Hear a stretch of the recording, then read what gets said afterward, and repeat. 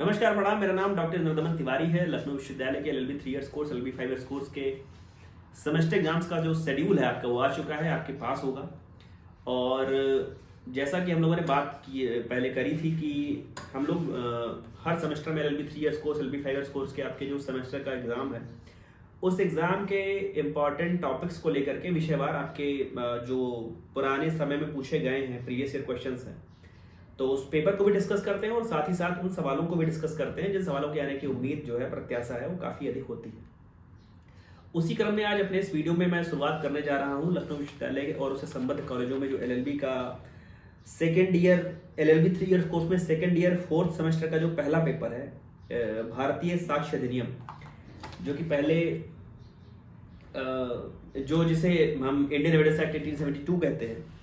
खैर भी हम लोग उसका जो नया संस्करण कहे न्याय संहिता साक्ष्य अधिनियम इस प्रकार से पढ़ रहे हैं।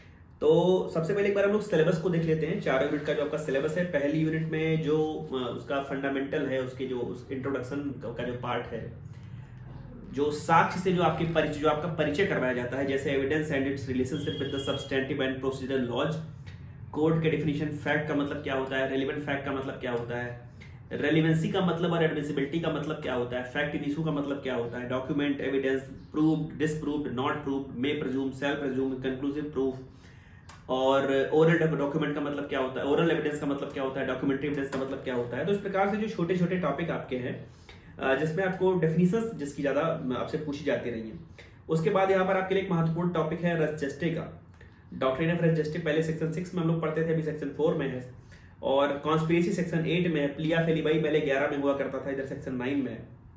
उसके बाद दूसरी यूनिट में एडमिशन है, कन्फेशन है, डाइंग डिक्लेरेशन है जो पहले 32 में हुआ करता था और बहुत ही पसंदीदा सवाल है, जो पेपर सेटर्स का बहुत ही पसंदीदा सवाल है, हमेशा पूछा जाता रहा है। Opinion of third person when relevant, कब जो तीसरा पक्ष, तीसरा व्यक्ति है, उसका जो ओपिनियन है वो रेलिवेंट कब होगा, इस प्रकार से आपके सिलेबस में टॉपिक है। कैरेक्टर की रिलेवेंसी को लेकर के, कैरेक्टर का एविडेंस कब दिया जा सकता है, कैरेक्टर का एविडेंस कब आपको देने का अवसर नहीं मिलेगा, सिविल केसेस में कैरेक्टर एविडेंस देने की क्या स्थिति है, क्रिमिनल केसेस में कैरेक्टर एविडेंस देने की क्या स्थिति है। उसके बाद तीसरी यूनिट है कि facts which need not to be proved, section 51 to 53 में, कि वो कौन से फैक्ट्स है, कौन से तथ्य है जिसको प्रूव करने की आवश्यकता नहीं होती है। 54 से 77 में है ओरल एंड डॉक्यूमेंट्री एविडेंस के बारे में, with special reference to admissibility of electronic evidence, जो इलेक्ट्रॉनिक एविडेंस है जिसको ई एविडेंस हम कहते हैं, उसको लेकर के सवाल है, आपके में टॉपिक है।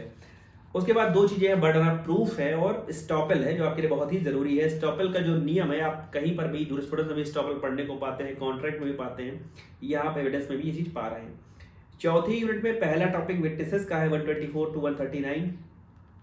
विटनेसेस के एग्जामिनेशन को लेकर के 140 टू 168 है, जहां पे ऑर्डर ऑफ एग्जामिनेशन आप देखते हो, एग्जामिनेशन इन चीफ पढ़ते हो, क्रॉस एग्जामिनेशन पढ़ते हो, री एग्जामिनेशन पढ़ते हो। उसके बाद लीडिंग क्वेश्चंस का मतलब क्या होता है, सेक्शन 146 में है। Impeaching the credit of witness, section 158 में है।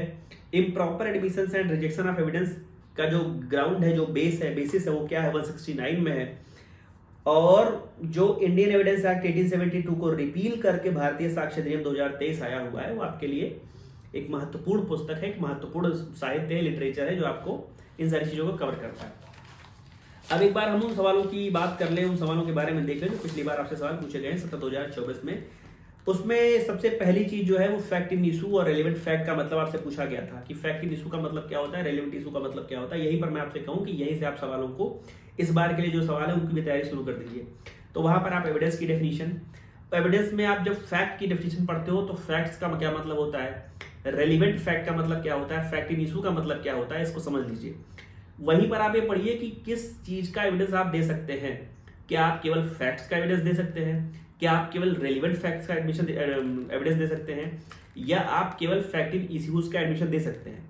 क्या कोई ऐसा नियम है कि आप फैक्ट, रेलिवेंट फैक्ट या फैक्ट इन इशू के इतर अलावा भी किसी चीज का एविडेंस दे सकते हैं। वहीं पर आता है डॉक्ट्रिन ऑफ रेस जेस्टे। तो यहाँ पर आपके लिए 2 चीजें जरूरी है, एक तो डेफिनेशन वाला जो पोर्शन है वो, उसके साथ में डॉक्ट्रिन ऑफ रेस जेस्टे। साथ ही साथ आप एक चीज पढ़ते हैं, हिंदी में कहे तो सुसंगतता एवं ग्राह्यता, मीन्स किसी फैक्ट की एडमिसिबिलिटी का होना क्या उसको रेलिवेंट बनाएगा या उसकी रेलिवेंसी उसको एडमिसिबल बनाएगी, क्या रेलिवेंट होने पर एडमिसिबल होगा ही होगा, या क्या रेलिवेंट होने पर ऐसी संभावना हो सकती है, ऐसी परिस्थिति भी हो सकती है कि वो उसकी एडमिसिबिलिटी ना हो। तो सुसंगतता का और ग्राह्यता का क्या संबंध है, सुसंगतता और ग्राह्यता में क्या अंतर है, जिसको हम एडमिसिबिलिटी और रिलेवेंसी कह रहे हैं, उसमें क्या मतलब है, क्या अंतर है, इस प्रकार से एक सवाल आप जब यहाँ पर पढ़ रहे हो तो उसको भी आप एक बार देख लीजिएगा। उसके बाद आगे बढ़े, तो चूंकि पिछली बार सवाल आया था मैं इसलिए इसकी चर्चा कर रहा हूँ। उसके बाद तीसरा सवाल जो आपका आया था वो सेक्शन 9 से रिलेटेड था, जिसमें रेलिवेंट फैक्ट के बारे में सवाल आपसे पूछा गया था सेक्शन 9 को लेकर के। अगला सवाल जो आया था वो भी क्रिमिनल कॉन्स्पिरेसी को लेकर के आपसे पूछा गया था। क्रिमिनल कॉन्स्पिरेसी भी आप पढ़ करके आए होंगे पिछले साल, इंडियन पिनल कोड में 120 120A-B आप जब पढ़ते हैं तो वहाँ क्रिमिनल कॉन्स्पिरेसी पढ़ते हैं। उसी क्रिमिनल कॉन्स्पिरेसी पर, आपराधिक षड्यंत्र पर जो साक्ष्य लेने की व्यवस्था है उसको लेकर के सवाल आपसे पिछले वर्ष पूछा गया था।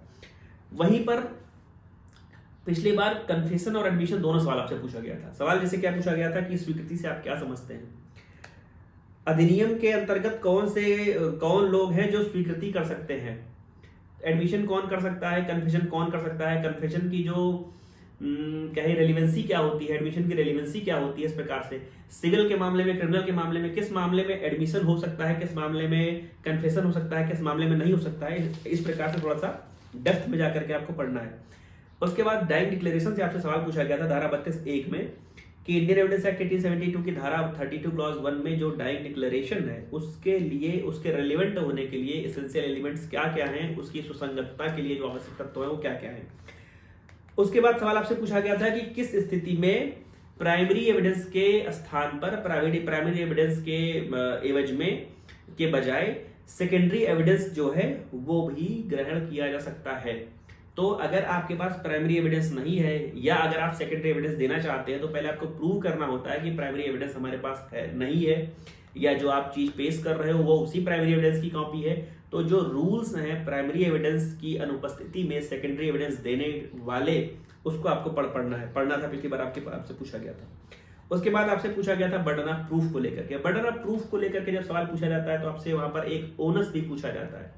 बर्डन ऑफ प्रूफ का मतलब क्या होता है, सबूत के भार से आप क्या समझते हैं, किसके ऊपर सबूत का भार होता है। सिविल के मामले में सबूत का भार किस पर होता है, बर्डन ऑफ प्रूफ किस पर होता है। क्रिमिनल मामलों में बर्डन ऑफ प्रूफ किस पर होता है। तो इस प्रकार से आपसे बर्डन ऑफ प्रूफ का सवाल भी पूछा गया था। 10वां सवाल जो आपसे पूछा गया था वो पूछा गया था इलेक्ट्रॉनिक एविडेंस की रेलिवेंसी, इलेक्ट्रॉनिक साक्ष्यों की सुसंगतता, सूचक प्रश्न जिसको हम लीडिंग क्वेश्चंस बोलते हैं, और भारतीय साक्ष्य अधिनियम 2023 पर आपको छोटी टिप्पणी करनी थी क्योंकि उस समय वो चर्चा में आ गई थी चीजें। तो ये आपका जो ये चीजें मैं बता रहा हूँ, ये सब चीजें वो हैं जो आपसे पिछले वर्ष में पूछी गई थी। अब अगर हम दोबारा से सवालों की बात करें जो आपसे सवाल पूछे जाने की इस बार भी उम्मीद है, तो पहले तो ये समझ लीजिए कि कुछ सवाल ऐसे हैं जो एविडेंस में वो आपसे पूछे जाते हैं। रेजिस्टिव वाला जो पोर्शन है तो पहले 6, 7, 8, 9 पढ़ते थे, अब जो 4, 5, 6, 7 वाला है उसको जरूर पढ़ करके जाइएगा।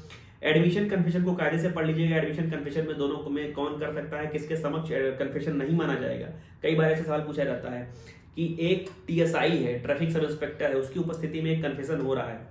तो कई बार हम लोग को लगता है कि TSI तो पुलिस से अलग है, तो वहां पर यह आपसे पूछा जा सकता है कि क्या TSI की उपस्थिति में लिया गया कन्फेशन है, क्या मजिस्ट्रेट के सामने दिया गया कन्फेशन किसी एक होमगार्ड की उपस्थिति में, या पुलिस के जो सबसे छोटे ओहदे का व्यक्ति अगर वहां पर खड़ा है तो क्या वो कन्फेशन जो है वो वैलिड कन्फेशन होगा, वो माना जाएगा। इस प्रकार से आपसे सवाल पूछे जाते हैं।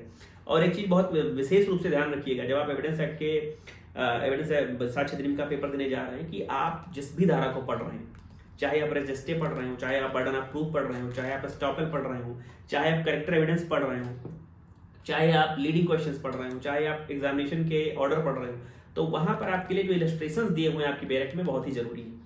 कई बार ऐसा होता है कि आपको इलस्ट्रेशन बेस्ड सवाल पूछे जाते हैं, वो इलस्ट्रेशन हूबहू आपके पेपर में लिखा हुआ होता है और आपको उस इलस्ट्रेशन के माध्यम से उस सेक्शन पर जाना होता है। अब आप केवल सेक्शन ऊपर पढ़ करके चले आए हैं कि कन्फेशन का मतलब क्या होता है, आप समझ में आ गया आपको कि हाँ कन्फेशन का मतलब कोई चीज, कोई अपनी बात को, कोई अपना अपराध है, कोई अपना कृत्य है, उसको कन्फेस करना, किसी के समक्ष कन्फेस करना। और ज्यादातर ये गिरजाघरों से, चर्च से ये वाला कंसेप्ट लिया गया है कि वहां जाकर के जीसस के सामने अपनी चीजों को, अपनी गलतियों को कन्फेस किया जाता है। तो आप थोड़ा सा उसको ऊपर पढ़ करके चले आ रहे हैं और सोच रहे हैं कि बस इसी से चीजें पूछी जाएंगी, तो ऐसा नहीं होता है। कई बार आपसे एडमिशन को लेकर के, कन्फेशन को लेकर के, या किसी भी टॉपिक पर आपसे इलस्ट्रेशन बेस्ड सवाल पूछे जाते हैं और अच्छा भी रहता है। इलस्ट्रेशन बेस्ड सवाल में क्या है कि आपके पास थोड़ा सा लिखने का जो मटेरियल है वो ज़्यादा हो जाता है, लिखने का जो आपका तरीका है वो थोड़ा सुधर जाता है। जब आपसे बिल्कुल टू द पॉइंट क्वेश्चन पूछे जाते हैं तो वहाँ पर मुझे लगता है कि आपको दिक्कत होती है। अकॉम्प्लिश जरूर पढ़ लीजिएगा। सह अपराधी का मतलब क्या होता है, सह अपराधी के द्वारा जो एविडेंस दिए जाते हैं उसकी एविडेंसरी वैल्यू क्या है, उसकी वैल्यू है या नहीं, इस प्रकार से सवाल आपसे पूछे जाते हैं, उसको आप देख लीजिएगा। जहाँ पर आप क्रॉस एग्जामिनेशन और ये आर्ट ऑफ ये एग्जामिनेशन के जहाँ पर आप ऑर्डर्स पढ़ते हैं वहाँ पर एक चीज आपसे, क्रॉस एग्जामिनेशन एक आर्ट है, क्रॉस एग्जामिनेशन एक कला, इस प्रकार से आपसे सवाल पूछा गया है पहले। तो जिस समय आप एग्जामिनेशन पढ़ रहे हैं वहां पर आप आर्ट, उसको एज एन आर्ट जरूर पढ़ के जाइएगा। उसके बाद हम आगे बढ़े तो एक्सपर्ट ओपिनियन आपके लिए जरूरी है। एक्सपर्ट ओपिनियन का जो टॉपिक है कि कब एक जो तीसरा व्यक्ति है, जो थर्ड पर्सन है, उसका ओपिनियन कब रेलिवेंट होगा, तो वहां पर एक्सपर्ट ओपिनियन को लेकर के पूछा जाता है। कई बार आपसे इस प्रकार से एविडेंस बेस्ड सवाल पूछे जाते हैं कि क्या एक जो माली है, कि जैसे इस पौधे के बारे में अगर जानकारी लेनी हो तो क्या एक माली इसके लिए एक्सपर्ट ओपिनियन दे सकता है, या वो बिल्कुल किसी बहुत बड़े संस्थान का बहुत बड़ा डायरेक्टर होना चाहिए, बहुत बड़ा अधिकारी होना चाहिए, बहुत हाईली एजुकेटेड होना चाहिए, या कोई माली जो उसकी सुबह शाम रख रखाव करता है, सुबह शाम देखभाल करता है, क्या वो इसके विषय में बता सकता है। तो इस प्रकार से आपसे चीजें पूछी जाती है। स्टॉपल आप जरूर पढ़ लीजिएगा। स्टॉपल का जो रूल है, स्टॉपल का मतलब क्या होता है, किस स्थिति में कहा जाएगा कि आपने जो बात कही है आप उससे अब विबंध में हो, उससे आप बंधे हुए हो, उससे आप कहें तो जिसको हम बोलते हैं कि अपनी बात पे टिके रहना। अब कहते हैं कि भाई मेरी बात में वजन है, मैं अपनी बात से मुकर नहीं जाऊंगा। तो आपने जो बात कही है आप उस पर टिके रहोगे। कल को आप अगर आपके कहने पर किसी ने कुछ काम कर दिया है तो आप उससे पीछे नहीं हटोगे। तो वो जो विबंधन का सिद्धांत है वो क्या है, उसको आप समझ लीजिएगा कायदे से। एविडेंस जब आप पढ़ रहे हो तो एविडेंस की परिभाषा के साथ साथ एविडेंस के प्रकार जरूर पढ़िए कि एविडेंस के जो प्रकार है वो प्राइमरी एविडेंस में और सेकेंडरी एविडेंस के आधार पर उसको बांट लीजिए। Oral evidence, documentary evidence, circumstantial evidence के आधार पर उसको बांट लीजिए। हेयरसे एविडेंस भी थोड़ा सा पढ़िएगा कि हेयरसे एविडेंस जिसको हिंदी में कहें तो अनुश्रुत साक्ष्य, उसके विषय में साक्ष्य अधिनियम में क्या प्रावधान है, क्या हेयरसे एविडेंस के तौर पर माने जाते हैं। अगर हेयरसे एविडेंस नहीं माने जाते हैं साक्ष्य के तौर पर तो जो डाइंग डिक्लेरेशन है वो क्या है, या किसी व्यक्ति के द्वारा किसी घटना के विषय में जो दिया गया बयान है वो क्या है। तो वहां पर आप उसके जो एक्सेप्शन उसको भी जरूर पढ़िएगा। एडमिशन कन्फेशन को लेकर के हम लोगों ने बात करी, स्टॉपल को लेकर के बात हम लोगों ने करी। उसके बाद एविडेंस के प्रकारों की बात की जिसमें हम लोगों ने हेयरसे एविडेंस की बात करी है। और जब आप रजिस्ट्री पढ़ रहे हो तो वहां पर प्रिपरेशन को लेकर के, अटेम्प्ट को लेकर के, मोटिव को लेकर के भी थोड़ा सा क्लियर कर लीजिएगा, थोड़ा सा समझ करके जाइएगा। विबंधन के सिद्धांत की हम लोगों ने बात कर ली है। एक्सपर्ट ओपिनियन की बात हम लोगों ने कर ली है। बर्डन ऑफ प्रूफ की बात करी है, उसमें हम लोगों ने ओनर्स की भी बात करी है। अच्छा, एक चीज बस थोड़ा सा ये देख लीजिएगा यहाँ पर जो कि लॉ ऑफ एविडेंस में और जो साक्ष्य अधिनियम है, तो लॉ ऑफ एविडेंस में और साक्ष्य अधिनियम में जो विशेष गूढ़ मूल अंतर किए गए हैं, जिसको हम इस प्रकार से भी समझ सकते हैं कि जो चीजें इंडियन एविडेंस एक्ट 1872 में नहीं थी और भारतीय साक्ष्य अधिनियम में हैं 2023 के एक्ट में, तो वो कुछ ऐसी विशेष चीजें जो हैं, चाहे वो इलेक्ट्रॉनिक एविडेंस के फॉर्म में हो या किसी भी प्रकार से हो, तो उस पर थोड़ा सा एक प्रयास करिएगा, क्योंकि हो सकता है वहां से आपको एक सवाल विशेष रूप से बने। क्योंकि पिछली बार जब आपसे पेपर पूछा गया था तब आप बहुत ज्यादा तैयार नहीं थे, मतलब जो भी बैच था वो तब साक्ष्य अधिनियम के लिए बहुत ज्यादा तैयार नहीं था, वो इंडियन एविडेंस एक्ट 1872 पढ़ करके आ रहा था, इसलिए उससे उसी से चीजें पूछी गई थी और मात्र एक सवाल साक्ष्य अधिनियम पर टिप्पणी करने के लिए आया था। लेकिन इस बार तो अब चूंकि सारी चीजें इंप्लीमेंट हो चुकी हैं, आपके कोर्स में आ चुका है, तो अब आप पढ़ करके भी आ रहे हैं, तो आपसे एक सवाल दो सवाल वहां से पूछे जाने की उम्मीद है। ढेर सारी शुभकामनाएं आप सभी को आपके इंडियन एविडेंस एक्ट या भारतीय साक्ष्य अधिनियम के पर्चे के लिए। आपका जो भी अगला पेपर होगा उसको लेकर के मैं उपस्थित हो जाऊंगा। यदि आप वीडियो पहली बार देख रहे हो तो उसको लाइक करिएगा, शेयर करिएगा और सब्सक्राइब करिएगा, अपने साथियों में भी भेजिएगा। और जो भी आपका सुझाव होगा उसको आप कमेंट बॉक्स में आकर के लिखिए, हम उस पर काम करने का प्रयास करेंगे आपके सहयोग से, आपकी समीक्षा के साथ। धन्यवाद, शुभकामनाएं, ढेर सारा आपको स्नेह और ढेर सारी आपको शुभकामनाएं। धन्यवाद, प्रणाम।